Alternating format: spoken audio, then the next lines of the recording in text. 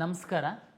KCET Mach ರಿಸಲ್ಟನ್ನು ಕರ್ನಾಟಕ ಪರೀಕ್ಷಾ ಪ್ರಾಧಿಕಾರ ಪಬ್ಲಿಷ್ ಮಾಡಿದೆ. ತಾವೆಲ್ಲ ಆಪ್ಷನ್ ಏನು ಎಂಟ್ರಿ ಮಾಡಿದ್ರಿ, ತಮ್ಮ ರ್ಯಾಂಕ್ ಏನಿತ್ತು, ತಮ್ಮ ಮೀಸಲಾತಿ ಏನಿತ್ತು, ಈ ಎಲ್ಲ ಆಧಾರದ ಮೇಲೆ ವಿವಿಧ ವೃತ್ತಿಪರ ಕೋರ್ಸುಗಳಿಗೆ ಯಾವ್ಯಾವ ಕೆಟಗರಿಗೆ, ಯಾವ್ಯಾವ ಮೀಸಲಾತಿಗೆ ಹಾರಿಜೆಂಟಲ್ ಮತ್ತು ಹೊರ್ಟಿಕಲ್ ಏನೇನು ಸೀಟು ಸರ್ಕಾರ ನಿಗದಿಪಡಿಸಿತ್ತು ಅದನ್ನು ನಾವು ಹಂಚಿಕೆಯನ್ನು ಮಾಡಿದ್ದೀವಿ.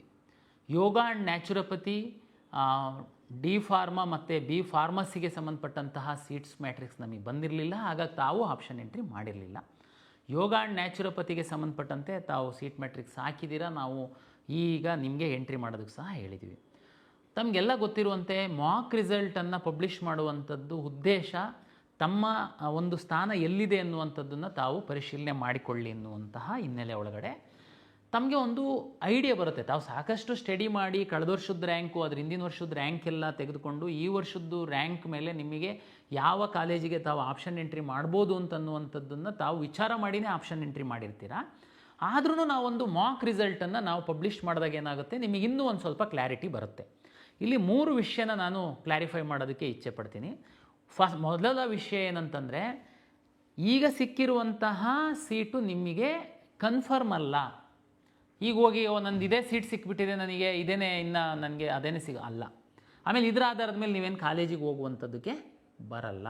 ಇದು ಒಂದು ನಿಮಗೆ ಐಡಿಯಾ ಬರಲಿ ಅಂತ ದಯಮಾಡಿ ತಾವು ಮಾಕ್ ರಿಸಲ್ಟಲ್ಲಿ ಯಾವ ಕಾಲೇಜು ಅಲಾಟ್ ಆಗಿದೆ ಅನ್ನುವಂಥದ್ದನ್ನು ತಾವು ನೋಡ್ಕೊಳ್ಳಿ.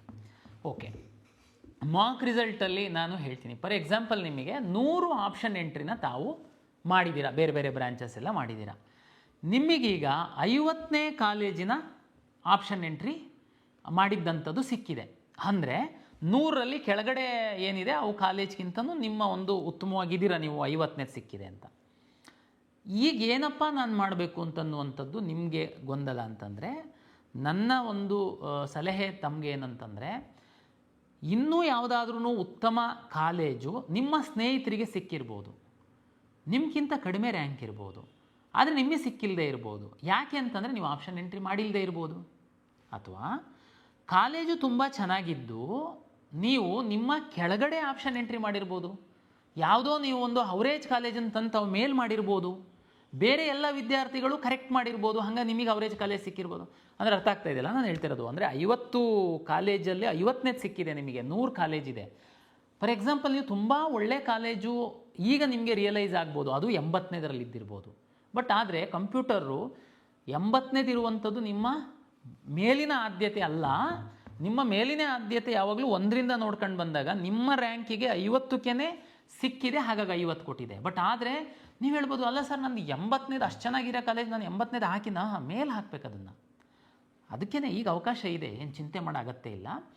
ಮಾಕ್ ರಿಸಲ್ಟ್ ಆಧಾರದ ಮೇಲೆ ತಾವು ದಯಮಾಡಿ ಒಮ್ಮೆ ನೀವು ಆಪ್ಷನ್ ಎಂಟ್ರಿ ಮಾಡಿರುವಂತಹ PDF ಲಿಸ್ಟನ್ನು ತೆಗೆದು ನೋಡಿ. ಈಗ ಸಿಕ್ಕಿರುವಂತಹ ಕಾಲೇಜಿಗಿಂತನೂ ಯಾವುದಾದ್ರೂ ಒಳ್ಳೆ ಕಾಲೇಜು ಕೆಳಗಡೆ ಇದ್ದರೆ ದಯಮಾಡಿ ತೆಗೆದುಕೊಂಡು ಬಂದು ಮೇಲಾಕಿ.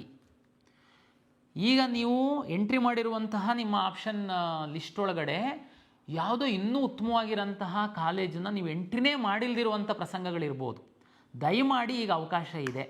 ಯಾವುದಾದ್ರೂ ಬಿಟ್ಟೋಗಿತ್ತು ಅಂತಂದರೆ ಆ ಕಾಲೇಜು, ಆ ಬ್ರ್ಯಾಂಚನ್ನು ತೆಗೆದುಕೊಂಡು ಬಂದು ಈಗ ನೀವು ಎಂಟ್ರಿ ಮಾಡಿ. ಸರ್ ಎಲ್ಲಿ ಎಂಟ್ರಿ, ಮೇಲ ಕೆಳಗೆ, ಅದು ನಿಮಗೆ ಬಿಟ್ಟಿದ್ದು. ಅದು ಸಿಕ್ಕಿದರೆ ನನಗೆ ಖುಷಿ ಇದೆ, ಹೋಗ್ತೀನಿ, ನನ್ನ ಪ್ರಿಯಾರಿಟಿ ಟಾಪ್ ಇದೆ, ಅದು ಒಳ್ಳೆ ಕಾಲೇಜಿದೆ, ನನಗೆ ಅದೇ ಬೇಕಾಗಿತ್ತು, ಅದು ಸಿಕ್ಕಿಲ್ಲ ಅಂದರೆ ನೆಕ್ಸ್ಟು, ಅದು ಸಿಕ್ಕಿಲ್ಲ ಅಂದರೆ ನೆಕ್ಸ್ಟು, ಈ ರೀತಿ ತಾವು ಎಂಟ್ರಿ ಮಾಡ್ಕೊಳ್ತಾ ಬರಬೇಕು ಆಪ್ಷನ್ನನ್ನು. ಆಯಿತಾ ಸರ್, ನನಗೆ ಸಿಕ್ಕಿರುವಂಥದ್ದು ನಾನು ಚಾಯ್ಸ್ 1 ಆಪ್ಷನ್ 1 ಹಾಕಿದ್ದೆ, ಅಂದರೆ ನಂಬರ್ 1 ಹಾಕಿದ ಕಾಲೇಜೇ ನನಗೆ ಸಿಕ್ಬಿಟ್ಟಿದೆ, ನಾನೇನಾದರೂ ಮಾಡಬೇಕಾ ಸರ್? ನೋಡಿ, ನಿಮಗೆ ಆಲ್ರೆಡಿ ನಿಮಗೆ ತುಂಬ ಕ್ಲಾರಿಟಿ ಇದೆ, ಈ ಕಾಲೇಜೇ ತುಂಬ ಒಳ್ಳೆಯದಿದೆ, ನನಗೆ ಅದು ಸಿಕ್ಕಿದ್ರೇ ನಾನು ಹೋಗೋದು ಅಂತ ನೀವು ಆಪ್ಷನ್ 1 ಹಾಕಿದ್ದೀರಾ. ಅದೇ ಸಿಕ್ಕಿದೆ ನಿಮಗೆ, ನೀವೇನು ಮಾಡಬೇಡಿ, ಸುಮ್ಮನಿದ್ಬಿಡಿ, ಕಂಪಲ್ಸರಿ ಏನಿಲ್ಲ. ಯಾರಿಗೆ ಸ್ವಲ್ಪ ಗೊಂದಲ ಇರುತ್ತೆ, ನೀವು ಹಾಕುವಾಗ ಕೆಲವೊಂದು ಬಿಟ್ಟೋಗಿರುತ್ತೆ, ಅವರಿಗೆಲ್ಲರಿಗೂ ಈ ಮಾಕ್ ರಿಸಲ್ಟ್ ಆದಮೇಲೆ ನಾನೀಗ ಹೇಳಿದ್ದೀನಿ, 9ನೇ ತಾರೀಕು ಬೆಳಿಗ್ಗೆ 10 ಗಂಟೆಯವರೆಗೆ ಯಾರು ಮಾಕ್ ರಿಸಲ್ಟನ್ನು ನೋಡಿ ನೀವು ಏನಾದ್ರೂ ಬದಲಾವಣೆ ಮಾಡಬೇಕು ಅಂತನ್ನುವಂಥದ್ದಿದ್ದರೆ ಮಾಡಬಹುದು. ಯಾವುದಾದ್ರೂ ಕಾಲೇಜನ್ನು ಡಿಲೀಟ್ ಮಾಡಬೇಕು ಅಂತಿತ್ತು, ಯಾವುದಾದ್ರೂ ಬ್ರಾಂಚನ್ನು ಆಪ್ಷನ್ ಎಂಟ್ರಿಯಿಂದ ಡಿಲೀಟ್ ಮಾಡಬೇಕು ಅಂತಿತ್ತು ಅಂತಂದರೆ ಮಾಡಬಹುದು. ಇಲ್ಲಿ ಮೊನ್ನೆ ನೀವು ಮಾರ್ಕ್ ರಿಸಲ್ಟ್ಗಿಂತ ಮೊದಲು ಆಪ್ಷನ್ ಎಂಟ್ರಿ ಮಾಡೇ ಇಲ್ದಿರುವಂತಹ ಯಾವುದಾದ್ರೂ ಕಾಲೇಜು ಬ್ರಾಂಚಸ್ ಇತ್ತು ಅಂತಂದರೆ ತಾವು ಈಗ ಎಂಟ್ರಿ ಮಾಡಬಹುದು. ನಿಮ್ಮ ಮಾಡಿರುವಂತಹ ಆಪ್ಷನ್ಗಳಲ್ಲಿ ಮೇಲೆ ಕೆಳಗೆ ರೀಅರೇಂಜ್ ಮಾಡುವಂಥದ್ದಕ್ಕೇನಾದರೂ ನಿಮಗೆ ಆಸಕ್ತಿ ಇದ್ದಲ್ಲಿ ಅದನ್ನೂ ಸಹ ಮಾಡಬಹುದು. ಇಷ್ಟು ಅವಕಾಶಗಳಿದ್ದಾವೆ. ಇಲ್ಲಿವರೆಗೆ ಆಪ್ಷನ್ ಎಂಟ್ರಿನೇ ಮಾಡಲಿಲ್ಲ ಸರ್, ನಾನು ಬೇರೆ ಬೇರೆ ಕೆಲಸದಲ್ಲಿ ಬ್ಯುಸಿಯಾಗಿದ್ದೆ, ಆದರೆ ನಾನು CET ಪರೀಕ್ಷೆಯನ್ನು ಬರೆದಿದ್ದೀನಿ. ನೀವೂ ಸಹ 750 ರೂಪಾಯಿ ಕಟ್ಟಿ ಆಪ್ಷನ್ ಎಂಟ್ರಿ ಲಾಗಿನ್ ಓಪನ್ ಮಾಡಿ ತಾವೂ ಸಹ ಫ್ರೆಶ್ಶಾಗಿ ಆಪ್ಷನ್ ಎಂಟ್ರಿ ಮಾಡಬಹುದು. ಸರ್, ನಾನು SC ABC ಸರ್ಟಿಫಿಕೇಟ್ ಇರಲಿಲ್ಲ ಸರ್ ನನ್ನ ಹತ್ರ, ನಾನು ಮಾಡೋದಕ್ಕೆ ಕೊಟ್ಟಿದ್ದೆ, ಈಗ ರೆಡಿ ಆಗಿದೆ ಸರ್, ನಾನು ಮಾಡ್ಬೋದಾ? ಖಂಡಿತ ಮಾಡ್ಬೋದು. ನಿಮ್ಮ ಅಪ್ಲಿಕೇಶನ್ನಲ್ಲಿ ಹೋಗಿ SC A ಅಥವಾ B ಅಥವಾ C ತಾವು ಯಾವ ಒಂದು ಪ್ರವರ್ಗಕ್ಕೆ ಬರ್ತೀರಾ ತಮ್ಮ ತಹಶೀಲ್ದಾರಿಂದ ಕೊಟ್ಟಿರುವಂತಹ RD ನಂಬರ್ನ ಎಂಟ್ರಿ ಮಾಡಿ, ಅದಾಗಿ ಸ್ವಲ್ಪ ಹೊತ್ತಿಗೆ ನಿಮ್ಮದು ವೆರಿಫಿಕೇಷನ್ ಸ್ಲಿಪ್ ಬರುತ್ತೆ. ವೆರಿಫಿಕೇಷನ್ ಸ್ಲಿಪ್ಪನ್ನು ಡೌನ್ಲೋಡ್ ಮಾಡಿ ನಂತರ ತಾವು ಆಪ್ಷನ್ ಎಂಟ್ರಿ ಮಾಡಿ.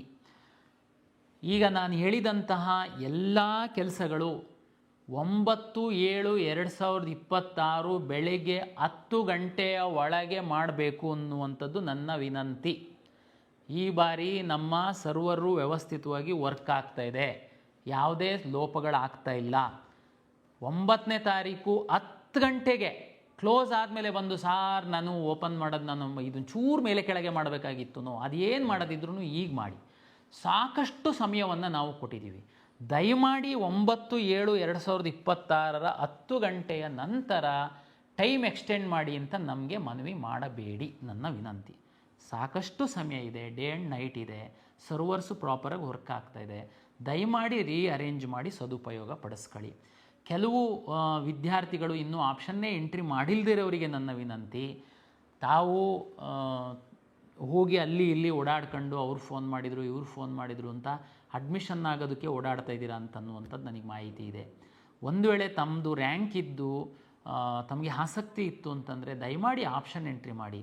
ಇನ್ನು ನಮ್ಮ ಇಂಜಿನಿಯರಿಂಗಲ್ಲೇ 2000 ಸೀಟಷ್ಟು ಅಲಾಟ್ ಆಗಿಲ್ಲ, ಅಂದರೆ ಅಷ್ಟು ಸೀಟ್ಗಳು ನಮ್ಮ ಹತ್ರನೇ ಇದೆ.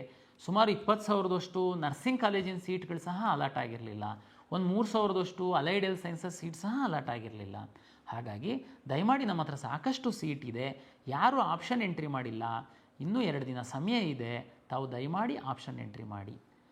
ಆಪ್ಷನ್ ಎಂಟ್ರಿ ಮಾಡಿ ಆದಮೇಲೆ ಏನು 9ನೇ ತಾರೀಕು ಬೆಳಗ್ಗೆ 10 ಗಂಟೆಗೆ ಫ್ರೀಸ್ ಆಗುತ್ತೆ ಪೋರ್ಟಲ್ಲು. ಅದ್ರ ನಂತರ ನನಗೆ ಅದಿಷ್ಟ ಇರಲಿಲ್ಲ ಇದಿಷ್ಟ ಇರಲಿಲ್ಲ ಅಂತೇಳಿ ನಾವು ಪ್ರಾವಿಷನಲ್ ರಿಸಲ್ಟ್ ಅಂತೇಳಿ ಏನು ಪಬ್ಲಿಷ್ ಮಾಡ್ತೀವಿ, ಅದು ಸಾಂಕೇತಿಕವಾಗಿ ತಾಂತ್ರಿಕವಾಗಿ ಏನಾದ್ರೂ ಸಮಸ್ಯೆಗಳಾಗಿದೆಯಾ ಅಂತ ನೋಡುವಂಥದ್ದಕ್ಕೆ ನಾವು ಪ್ರಾವಿಷನಲ್ ರಿಸಲ್ಟ್ ಬಿಡುವಂಥದ್ದು. ಪ್ರಾವಿಷನಲ್ ರಿಸಲ್ಟ್ ಬಿಟ್ಟಾಗ ತಾವು ಬಂದು ಸರ್ ನನಗೆ ಇಲ್ಲ ಚೇಂಜ್ ಮಾಡಬೇಕಾಗಿತ್ತು ಇಷ್ಟ ಇರಲಿಲ್ಲ ಅಂತೆಲ್ಲ ಹೇಳೋದಕ್ಕೆ ಅವಕಾಶ ಇರಲ್ಲ. ಹಾಗಾಗಿ ಈಗ ಅವಕಾಶ ಇದೆ, ಏನು ಬೇಕಾದರೂ ತಾವು ಮಾಡ್ಬೋದು. ಸರ್ ಮಾರ್ಕ್ ರಿಸಲ್ಟಲ್ಲಿ ಸಿಕ್ಕಿರೋ ಸೀಟೇ ನನಗೆ ತುಂಬ ಚೆನ್ನಾಗಿದೆ ಸರ್, ಅದೇ ಕನ್ಫರ್ಮ್ ಮಾಡಿಬಿಡಿ ಸರ್, ಮತ್ತೆ ಚೇಂಜ್ ಮಾಡೋದು ಅಂತಂದರೆ ಇದು ಅನ್ಯಾಯ ಸರ್. ಹಾಗೆ ಏನು ಚಿಂತೆ ಮಾಡಬೇಡಿ. ನೋಡಿ, ಮಾರ್ಕ್ ರಿಸಲ್ಟಲ್ಲಿ ಸಿಕ್ಕಿರುವಂಥದ್ದೇ 90% ಸೀಟು ಸಿಗುತ್ತೆ, ಇನ್ನೂ ಒಳ್ಳೆಯದೇ ಸಿಗುತ್ತೆ, ಏನು ಚಿಂತೆ ಮಾಡಬೇಡಿ. ತಮಗೆಲ್ಲ ಗೊತ್ತಿರುವಂತೆ ಮೆಡಿಕಲ್ಲು, ಡೆಂಟಲ್ಲು, ಆಯುಷ್ದು ಎಲ್ಲ ವಿದ್ಯಾರ್ಥಿಗಳು ಸಹ ಆಪ್ಷನ್ ಎಂಟ್ರಿ ಮಾಡಿ ಒಂದೊಂದು ಸೀಟನ್ನು ಇಟ್ಕೊಂಡಿದ್ದಾರೆ. ತಮಗೆಲ್ಲ ಗೊತ್ತಿದೆ, ಅದು ನೀಟ್ ರಿಸಲ್ಟ್ ಬಂದು ನಾವು ಆ ಕೌನ್ಸಿಲಿಂಗ್ ಶುರು ಮಾಡಿದಾಗ ಇವರು ಹೋಲ್ಡ್ ಮಾಡಿರುವಂಥ ಸೀಟನ್ನು ನ್ಯಾಚುರಲಿ ರಿಲೀಸ್ ಮಾಡೇ ಮಾಡ್ತಾರೆ. ಆವಾಗ ನಿಮಗಿನ್ನೂ ಅವಕಾಶಗಳು ಉತ್ತಮವಾಗಿರುತ್ತೆ. ಹಾಗಾಗಿ ನಮ್ಮ ಕೌನ್ಸಿಲಿಂಗ್ ಪ್ರಕ್ರಿಯೆಯಲ್ಲಿ ಭಾಳ ನೀವು ವಿಶ್ವಾಸದಿಂದ ಭಾಗವಹಿಸಿ ನಿಮ್ಮ ಅರ್ಹತೆಗೆ, ನಿಮ್ಮ ರ್ಯಾಂಕಿಗೆ, ನಿಮ್ಮ ಮೀಸಲಾತಿಗೆ ತಕ್ಕಂತೆ ನಮ್ಮ ಸಾಫ್ಟ್ವೇರು ಸೀಟನ್ನು ಅಲಾಟ್ ಮಾಡುತ್ತೆ, 100% ಪಾರದರ್ಶಕವಾಗಿ. ಧನ್ಯವಾದಗಳು.